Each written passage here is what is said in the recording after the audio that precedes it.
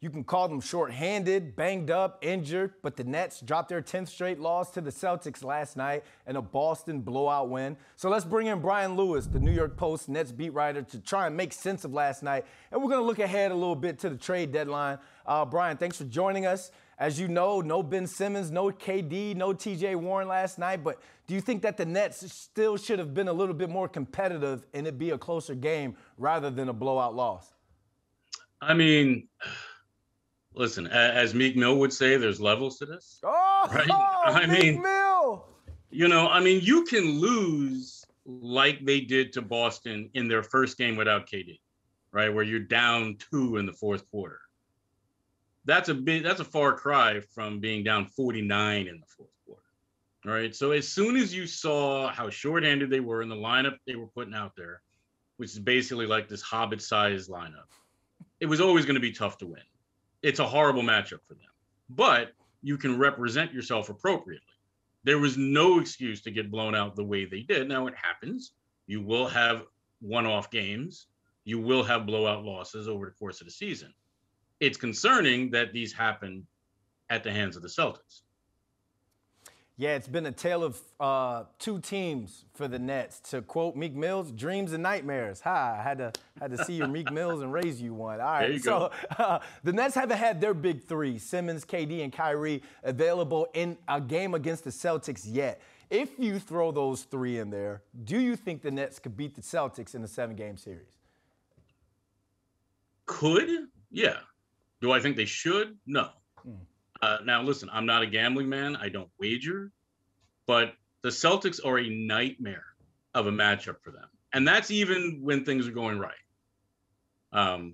But when you're taking out a bunch of 7-foot wingspans out of the lineup, then that becomes untenable. And that's part of the reason why you've seen them lose 10 straight to the Celtics, including that sweep in last year's playoffs. Now, unfortunately for them, if the postseason started tomorrow and it went according to chalk, they'd be playing the Celtics in the second round. That's an issue. And it's one that they're fully aware of. They know that they're going to have to get past the Celtics unless somebody does their work for them if they want to get to where they want to go. All right, so let's look ahead a little bit. The trade deadline is up in about a week. People are saying, and you even said the lack of size on this team, and they need some defense. So are there any players out there that they could target? And how likely is it that Sean Marks makes a move before the trade deadline? Well, Sean's history will tell us two things. One, he will look under every rock and he will be diligent. They're always very active and they're always talking to everybody. The other thing would tell us, unless he is forced to, he doesn't make a lot of huge moves at the trade deadline. Now, I'm gonna throw aside the Ben Simmons, James Harden thing, because I do not think that was really something that they were dying to do. Their hands were forced because Harden came to them eventually and told them he didn't want to be there, right? Yeah. And that was about 51 hours before the trade deadline. So herein lies the problem. He had to do something. But his history is not that he makes a lot of major moves at the trade deadline. So if he does do anything, I think it's probably around the margins of the team. I know a lot of their fans love John Collins. I don't think you're talking about a roster reshaping level of move. I think you're talking about something more like a second or third string center.